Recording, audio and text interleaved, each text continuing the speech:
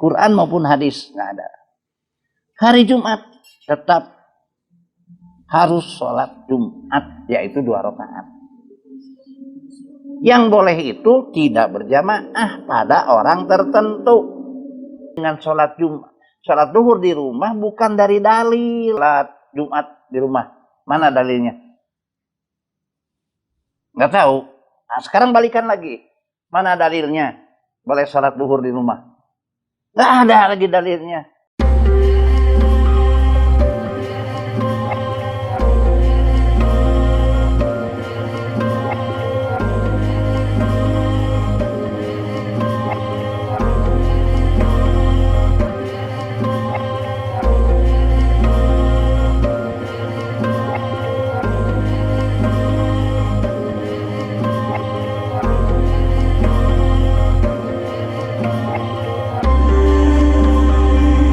Nggak ada. Quran maupun hadis nggak ada. Hari Jumat tetap harus sholat Jumat, yaitu 2 rakaat. Yang boleh itu tidak berjamaah pada orang tertentu. Yang praktis orang karena tidak berjamaah ya tidak ada khutbah, tidak harus ada. Tidak sah dong Jumatnya kalau sendirian karena tidak dilalui khutbah. Nah, itulah pendapat. Pemahaman ini yang repot dari pendapat dan pemahaman digusur-gusur menjadi hukum. Gak bisa pendapat-pendapat jadi hukum. Ya nggak sah dong sholat sendirian mah, karena tidak ada dilalui oleh khutbah. Itu pendapat sendiri itu. Pendapatnya harus pendapat ini menurut Quran dan Sunnah. Gitu. Nah, jadi saudara sekalian, sewaktu kita suatu saat mengadakan perjalanan, kita tiba di mana gitu. Kita mau melaksanakan sholat, sebutlah biasanya duhur, ini Jumat. Di sana di masjid itu tetap aja sholat Jumat aja 2 rakaat. Kan tidak berjamaah sendirian. Ya kecuali kalau datang ke masjid, kita bawa kendaraan, datang ke masjid di sana mau Jumatan, keburu ikut berjamaah, itu lain lagi masalahnya. Ini kalau kebetulan sendirian, sebutkanlah Jumatnya sudah bubar lah gitu. Ya? Nah ya iya. Kita datang ke sana langsung saja melaksanakan sholat Jumat 2 rakaat. Jangan sholat duhur. Karena tidak Jumat, saya balik lagi aja kepada perintah asal, yaitu sholat duhur. Itu mah akal-akalan sendiri. Ibadah itu al-aslu fil ibadati haramun. Usul fikih, asal ibadah itu haram.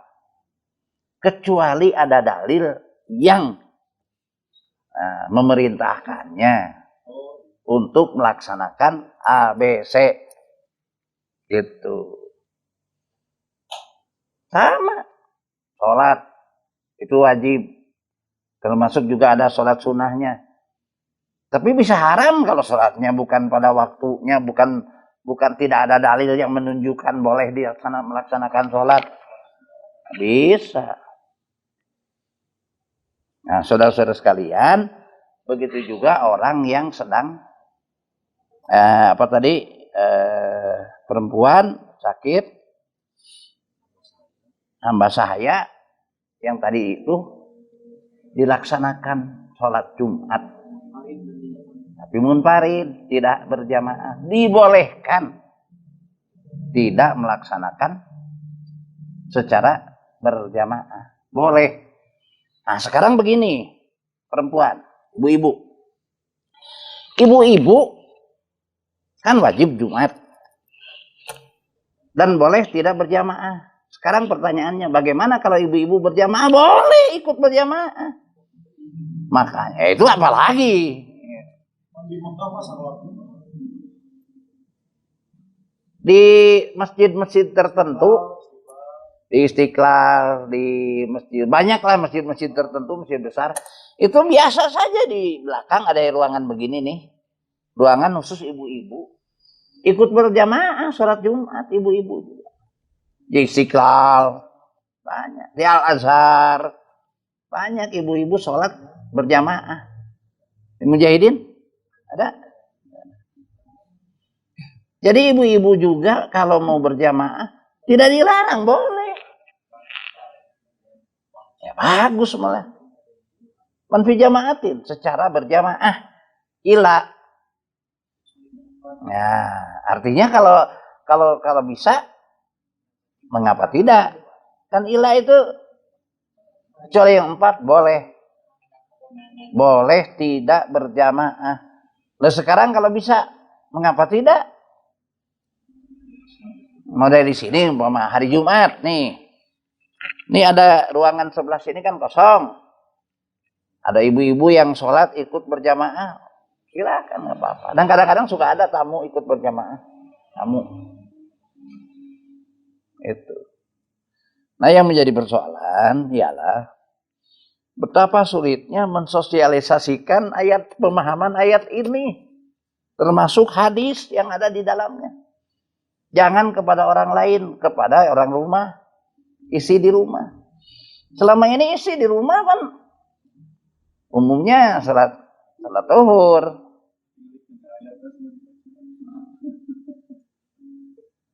Padahal isi di rumah harusnya tetap sholat Jumat, yaitu 2 rakaat. Tapi boleh tidak berjamaah. Gitu. Kembali lagi masalah itu yang suka diperdebatkan, masalah tidak sah Jumat kalau tidak dilalui 2 Jumat. Khutbah. Itu kan sedang berjamaah, ada khutbah itu. Ya sekarang kalau tidak sedang berjamaah, ya khutbah aja kepada diri kita. Khutbah itu kan nasihat. Menasehati aja diri kita sendiri. Ya, saya berbuat ini yang tidak baik. Saya tidak akan mengulangi lagi. Saya gitu aja. Di hadapan Allah kan. Jadi khutbah itu walaupun tidak pernah ditinggalkan oleh Rasul saat sholat Jum'ah berjamaah, itu adalah hukumnya sunnah. Yang wajib adalah yang mendengarkannya, sama dengan salam. Jadi kalau ibu-ibu, orang yang sedang berjalan, bepergian, nah, kemudian juga yang tadi yang sakit, hamba sahaya, kebetulan sholat Jumatnya munfarid, ya tidak harus khutbah. Bukan wajib. Nah, ini susah memahaminya. Sebab tatkala soal, sebutlah kita sudah bisa menerima, paham dengan ayat dan hadis yang menerangkan ini. Mensosialisasikannya bukan gampang. Jangankan ke masyarakat umum, di rumah aja, di rumah bisa ditentang. Wah, ini aneh-aneh saja, kan saya turun-temurun yang namanya ibu-ibu sholat di rumah, sholat lohor waktu Jumat itu. Secara turun-temurun, anak. Bukan secara hukum, secara turun-temurun, secara kebiasaan. Kan bukan secara hukum. Secara hukum begini. Perempuan di rumah juga harus sholat Jumat. Umumnya di tengah-tengah umat, umumnya dipahaminya yang 4 itu tadi justru meninggalkan Jumat. Nama saya maratun, perempuan, orang sakit, orang dalam perjalanan, itu dipahaminya kembali kepada sholat duhur. Dipahami. Karena hadis ini. Jadi fi jama'atin ila arba'atan ini, ila arba'atan dipahaminya kepada Jumat. Padahal kecuali yang 4 itu boleh meninggalkan, boleh tidak berjamaah. Bukan boleh meninggalkan Jumat. Kalau boleh meninggalkan Jumat, hadis ini menggugurkan ayat Quran dong. Nah, ini cok. Jum'atu hakun wajibun ala kulli muslimin. Jumat itu hak dan wajib kepada setiap kaum muslimin. Fi jama'atin, secara berjamaah. Illa arba'atan, kecuali yang 4. Kecuali yang 4 itu boleh tidak berjamaah, bukan boleh bijamaatin kan, illa arba'atan, kecuali yang 4. Jadi yang 4 ini boleh tidak berjamaah, bukan boleh tidak Jumat.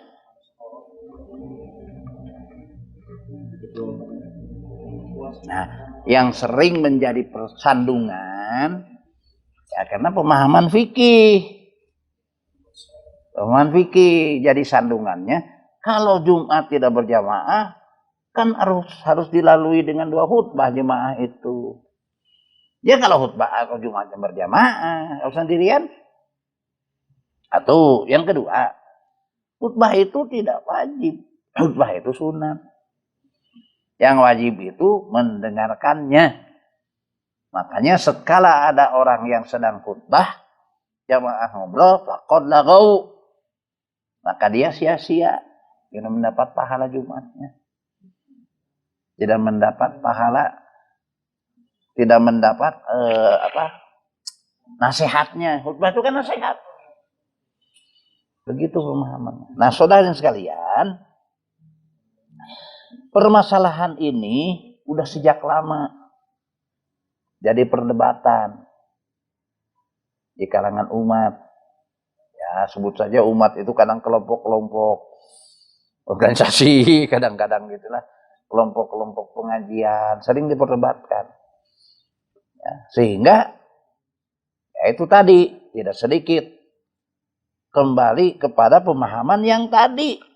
Yang 4 itu boleh meninggalkan Jumat. Jadi yang 4 itu bukan boleh meninggalkan Jumat, boleh tidak berjamaah. Coba lihat di masjid-masjid yang besar, itu biasanya disediakan ada tempat ibu-ibu sholat di belakang, ikut sholat berjamaah Jumat gitu. Ya itu bagus, karena memang harus dikerjakan secara berjamaah, artinya ikut mendengarkan khutbah. Nah, kalau di rumah karena boleh tidak berjamaah, ya berarti tidak harus khutbah dan sah Jumatnya.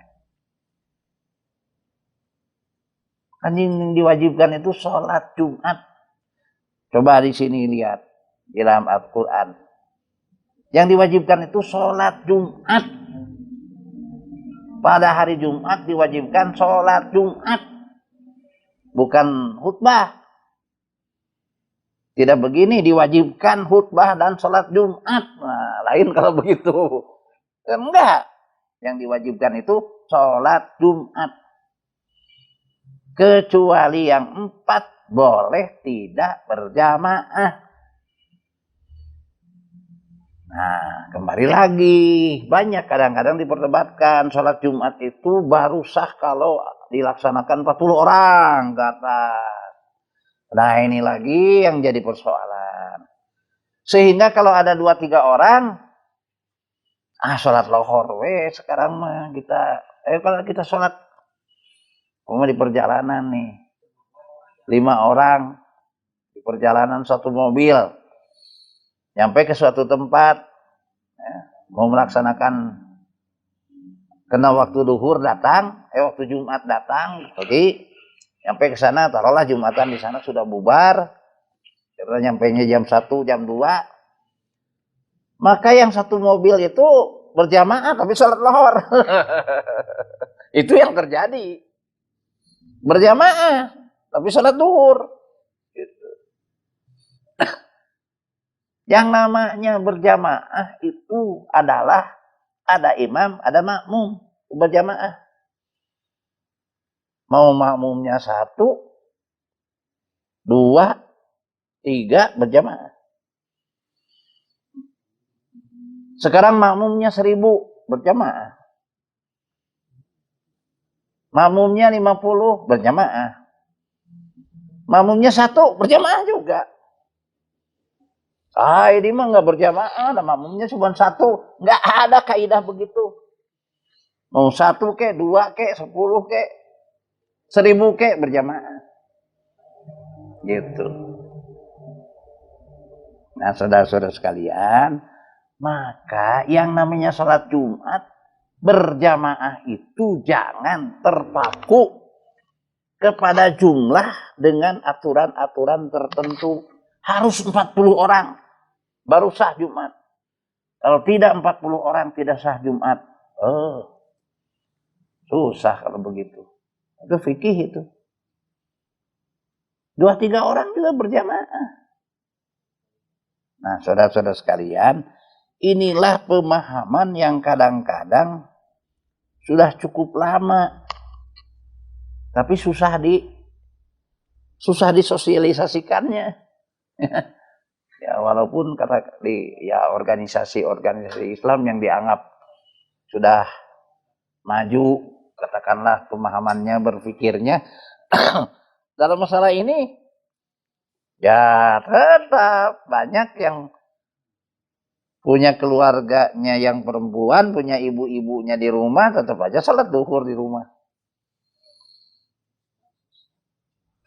Karena sulitnya mensosialisasikan di tengah-tengah masyarakat, apalagi masyarakat umum. Di rumah saja bisa ya beda pendapat. Lalu sekarang bagaimana? Keluarga saya, istri saya, karena kebiasaan dari dulu mengikuti yang sudah ada, biasa, turun-temurun, suka salat duhur terus di rumah. Nah, sekarang ternyata wajib Jumat, yaitu salat 2 rakaat. Jadi bagaimana yang belakang? Ya nggak jadi masalah kalau memang belum tahu. Nggak jadi masalah kalau masa lalu masih tetap melaksanakan salat duhur di rumah karena tidak tahu. Yang jadi masalah itu sudah diberitahukan tetap tidak mau tahu. Itu yang jadi masalah. Jadi yang jadi masalah itu kalau sudah diberitahukan tetap tidak mau tahu. Udah aja masing-masing, bapak-bapak, mama tetap yang mau biasa saja sholat duhur di rumah. Nah, kalau bapak punya pendapat begitu, silakan aja bapak. Ada yang sampai seperti itu. Saking tidak menerimanya dengan pemahaman ini. Karena pemahaman umumnya dengan sholat duhur di rumah bukan dari dalil. Dari kebiasaan turun-temurun. Bukan dari dalil. Coba mana dalilnya? Boleh sholat duhur di rumah. Boleh sholat Jumat di rumah. Mana dalilnya? Nggak tahu. Nah, sekarang balikan lagi. Mana dalilnya? Boleh sholat duhur di rumah. Nggak ada lagi dalilnya. Terus dalilnya bagaimana? Dari alasannya apa? Ya ada biasanya. Kan begitu. Ada biasanya. Atau logika sendiri. Logikanya kalau tidak sholat Jumat, sholat duhur. Jadi balik ke asal. Saya menerangkan ini pernah cekcok. Menerangkan masalah ini dulu. Ya, pernah cekcok. Karena beda pendapat. Pernah cekcok. Nah, itu masalah itu. Bagaimana ibu-ibu yang sudah berpuluh-puluh tahun sholat duhur di rumah, lantas tahu-tahu sekarang wajib Jumat, yaitu sholat 2 rakaat di rumah. Nggak jadi masalah. Yang lalu mah tidak jadi dosa. Karena belum tahu. Tadi itu yang jadi masalah itu kalau sudah diberitahu tidak mau tahu. Itu yang jadi masalah. Jadi saudara sekalian, tidak ada dalil Al-Quran maupun hadis yang membolehkan hari Jumat diganti dengan sholat duhur. Nggak ada. Jadi hari Jumat tetap wajib melaksanakan Jumat. Ya. Siapapun bagi orang yang beriman. Yang boleh itu tidak berjamaah. Yang 4 kelompok tadi. Yang 4 kategori tadi. Hamba sahaya, perempuan, orang sakit, atau orang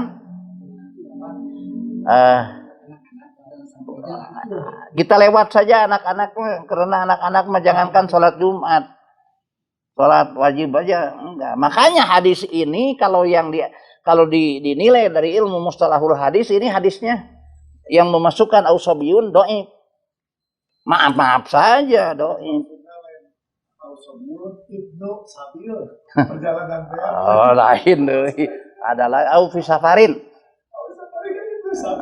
Au fi safarin. Kalau ausobiyun dimasukkan dalam hadis, ini masalahnya. Jadi hadis ini dhaif. Kalau memasukkan ausobiyun. Nah, tapi ada lagi hadis mengenai masalah ini, ausobiyunnya tidak ada, tapi ada ditambah dengan aufi safarin. Itu maksudnya. Ganti dengan aufi safarin. Di sini aufi safarin nggak ada, tapi di hadis yang lain sobiyunnya nggak ada, aufi safarinnya ada. Nah, saudara-saudara sekalian, yang menjadi permasalahan bagaimana mensosialisasikan ini tengah-tengah umat. Karena mensosialisasikan ini bukan hal yang gampang, mudah. Jangankan di lingkungan umum, di lingkungan keluarga saja bisa ya. Kalau tidak pandai-pandai menyampaikannya, ya bisa salah paham, cekcok. Maka disinilah seorang dai dituntut menyampaikannya itu dengan cara bil hikmah wal mau'izatil hasanah. Cara yang santun, baik-baik, jangan otoriter, jeger. Kalau otoriter orang jangankan menerima, malah bisa marah, malah bisa meninggalkan kita. Tapi bil hikmah wal mau'izatil hasanah. Nah, jadi saudara, ternyata ini masalah yang sudah cukup lama berlangsung, tapi kurang diungkap di tengah-tengah umat. Kurang diungkap. Karena yang berjalan adalah kebiasaan. Yang berjalan adalah ya turun-temurun kebiasaan. Nah, di sini kan.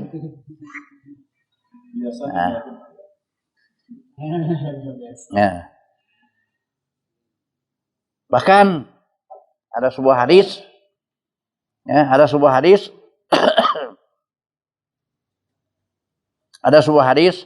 man taroka salah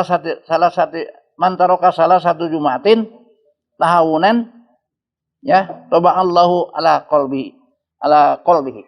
Sudah hadis. Barang siapa yang meninggalkan Jumat 3 kali berturut-turut karena ya melecehkan, anggap sepele, Allah akan menutup kolbunya. Maksudnya menutup kolbunya itu jadi ditutuplah. Petunjuk Allah itu tidak bisa diterima aja terus. Di bejaan begini nggak nerima. Allah akan tutup kolbunya. Kolbu itu otak. Allah akan tutup otaknya untuk menerima kebenaran. Gitu. Itu kalau meninggalkan Jumat 3 hari berturut-turut karena menyepelekan. Anggap enteng. Itu. Nah Jumat kewe lohor, salat lohor di rumah. Atau kali sama salat zuhur nggak Jumat. Gitu. Padahal waktu ada. Padahal bisa. Nanti salat lohor. Ya apalagi Jumat enggak lohor, enggak mah. Ya lohornya salah. Harus Jumat. Kalau tidak ya juga salah. Apalagi. Itu dalam sebuah hadis Allah akan tutup kolbunya untuk menerima kebenaran, ditutup kolbunya. Kolbun itu otaknya disodorin kebenaran apapun, ya tetap aja menolak, tetap aja tidak menerima dengan serius. Nah, jadi saudara sekalian, kembali lagi, karena Jumat itu wajib kepada setiap muslim. Ya ayyuhalladzina amanu, kepada setiap orang yang beriman, ya, sehingga saking wajibnya tinggalkan segala aktivitas saat diseru sholat Jumat. saking wajibnya tuh. Tinggalkan segala aktivitas untuk segera melaksanakan sholat Jumat. Itu yang amanu adalah laki-laki dan perempuan. Maka hadis sebagai penguat dari amanu adalah yang tadi. Ya, Jum'atu hakun wajibun ala kulli muhtalimin. Jumat itu hak dan wajib kepada setiap yang dewasa. Dewasa akil balik. Yang dewasa kan laki perempuan. Tidak laki-laki saja. Jadi artinya hadis ini nyambung dengan surat Jumat yang tadi. Kemudian Jum'atu wajibun ala kulli man sami'an nida. Jumat itu wajib, ya. Alaman sami'an nida, kepada siapa yang mendengar adzan. Adzan dikumandangkan di sini, masa yang dengar laki-laki aja? Perempuan juga nggak dengar. Orang-orang yang bukan muslim juga nggak dengar adzan. Kalau di dekat yang ada speakernya apalagi. Jadi setiap orang yang mendengar adzan berarti wajib. Setiap orang yang sudah dewasa berarti wajib, laki-laki perempuan. Artinya ayat yang tadi, ya ayyuhalladzina amanu idza nudiya lis-sholati min yaumil jum'ah. Ya. Hadis ini nyambung dengan ayat yang tadi surat Jumat. Dua, yang selanjutnya yang suka terjadi sering pemahaman salah paham yaitu mengenai hadis yang ini. Jum'atu hakun wajibun ala kulli muslimin fi jama'atin illa arba'atan.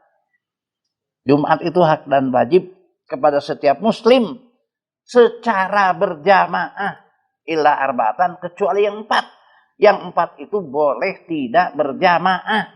Bukan boleh tidak Jumat, boleh tidak berjamaah. Apa saja yang tidak boleh yang boleh berjamaah?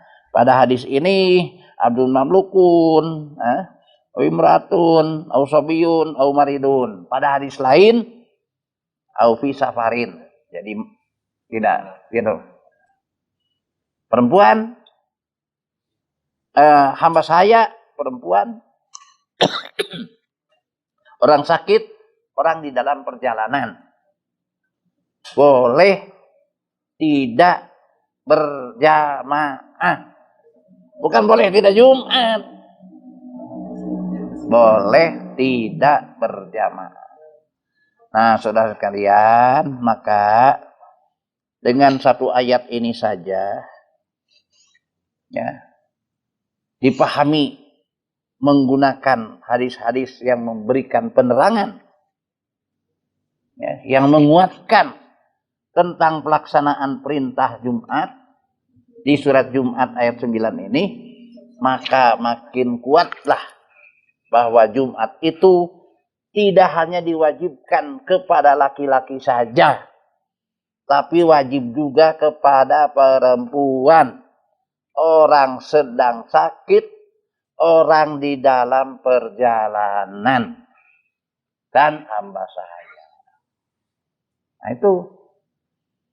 Sehingga dari mulai sekarang, ya silahkan tinggal pikirkan. Ayat dan hadis ini mau diterima atau enggak? Atau saya akan tetap saja dengan pemahaman yang sudah biasa, tradisional, yaitu perempuan sholat duhur di rumah.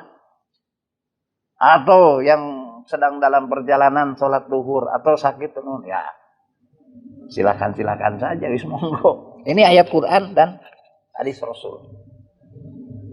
Persoalan diterima dan tidaknya ya tentu tidak dipaksakan. Silahkanlah kaji, analisa. Ya, nanti bapak-bapak sendiri, ibu-ibu sendiri yang akan bisa menerimanya secara terbuka atau tetap juga tidak menerima karena sudah biasa dengan tradisi yang ada, ya silakan saja. Saya hanya menyampaikan inilah Al-Quran, inilah hadis Rasul. Mudah-mudahan ada guna manfaatnya untuk ya difikirkan, dianalisa, dan kita laksanakan. Bagi yang bisa memahami ayat-ayat ini dan hadis-hadis ini. Barakallahu walakum. Assalamualaikum warahmatullahi wabarakatuh.